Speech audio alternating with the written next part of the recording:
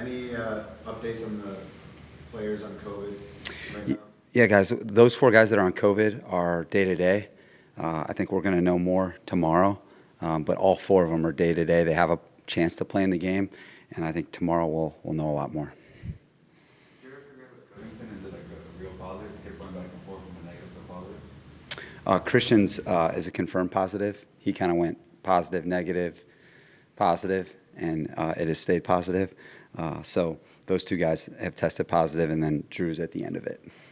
Has Joey continued to test negative? Yes. Yes. Will they all be tested Sunday morning, or how does that work? With Joey being a close contact trace, it's just 5 days. So the 20th tomorrow is his last day. And then the other guys just need 2 consecutive negative tests. And then in Drew's case, the 10 days, and then he should be fine. For Drew, the 10th day is Saturday. It correct? is. So Tomorrow. He should be off the list. In theory, yes. I'm going to make sure that that he's still, that he's feeling well, and Right.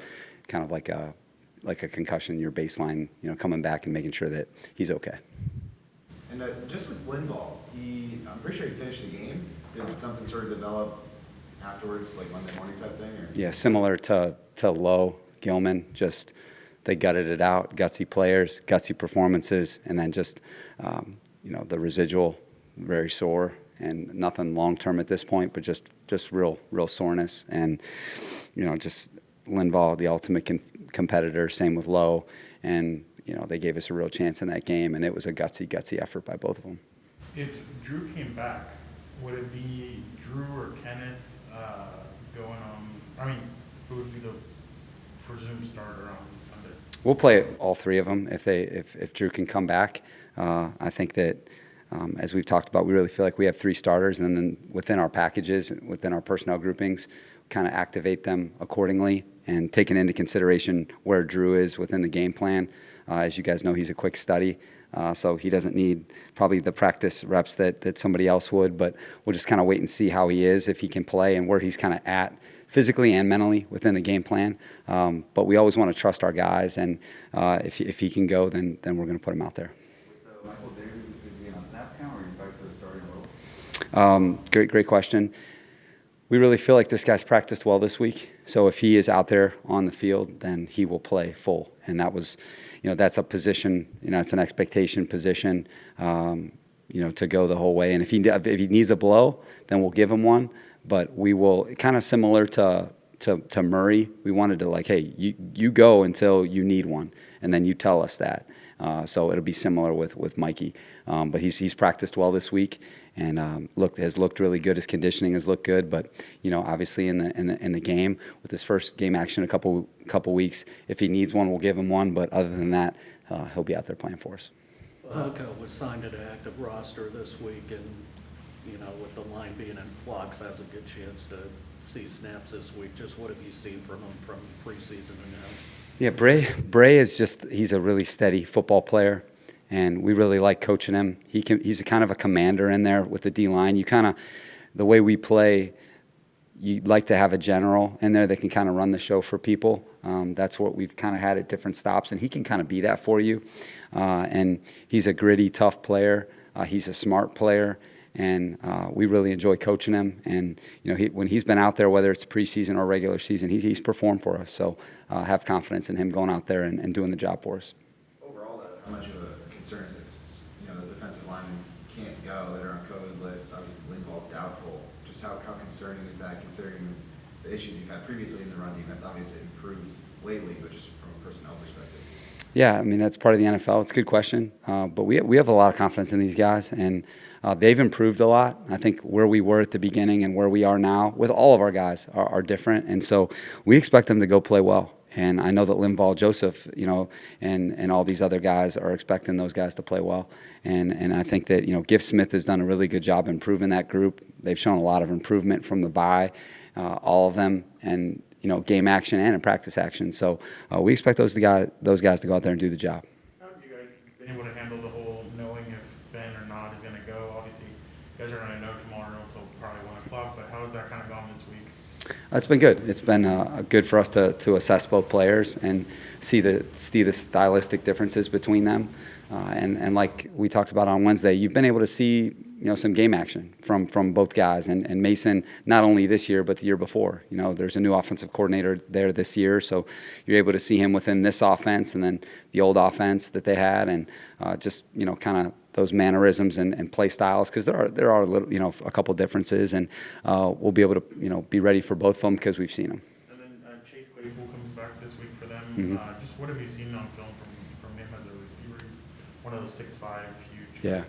outstanding player. Pittsburgh has done historically been outstanding at identifying receivers. I mean, going a long ways back, and he certainly fits that list of guys that they've been able to find. And I think in the draft process, people were trying to assess what he would be, whether he would be a wideout or a tight end. And I think that what they've discovered is that he's just a playmaker. And when you have size like him and body control, ball judge in the deep part of the field, he's a matchup problem. And so he's gotten off to a good start in his young career, and he's a real weapon for them, and you can tell that the quarterback really trusts him by where he puts the ball, and he's been a very productive player thus far in his career, and he's an outstanding young player. Loki, he got hurt on that collision, I'm assuming, in the end zone, or was it something else? Among other things, but that was part of his injury report, was that play. But he was banged up going into that game, and like I said, it was just a gutsy effort, and that play didn't help his cause for sure. But just really proud of the type of competitive toughness that guy has, because that's what we're looking for in this program. Even with Nas coming back, you guys are now pretty thin at safety, a couple doubtful safeties. Trey is questionable. If all those guys can't go, who would rotate in that safety if you went to dime? Yeah, we've been training Chris Harris, obviously, to go back there. He's done it. And then within that corner grouping, Keemon and guys like that can go back there. And so that's part of the fun part of coaching is cross-training guys. And that's something that Ronaldo, Derek, and Tommy do such a good job of. It's something I really enjoy about the coaching process, is watching coaches coach guys like that to get them ready, to make sure that when you kind of have a situation like that you feel good about your chances, that the guys going out there can execute the job. So those two guys would be the guys that would probably do it for us in this plan, and hopefully we'll be able to stay healthy, and we'll have a couple guys got it out for us.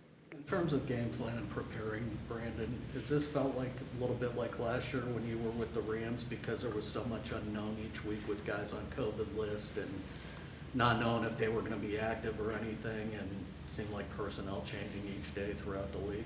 Yeah, I think what COVID's done is just shows you how unique the NFL is because of the numbers. And I think now with the practice squads being able to change and some of the roster management type stuff being able to change, you've had to figure it out even more now than ever, and being able to manipulate the roster to be able to get guys up and things like that. So it's been I think a unique part of the league for the last couple of years. But the thing that's not changing anytime soon about the NFL is that week to week you better be able to figure it out, because if it's not COVID, then it's injuries. If it's not injuries, it's something else. So that's part of the greatness of the NFL, is that week to week anything can happen. Are you hoping Trey will be able to play? I hope so. Yeah, I'm hopeful. He was sore. He's in a better spot than Lowe. Lowe's banged up. But Trey has a chance to play. Sort of game time? Yes. Yeah, we're gonna work him out before the game. Any optimism with Linval, or kind of looking? Leave it open for Limbaugh always, because he's earned that. But we'll just wait and see. It seems like the AFC this year is way more competitive than years past.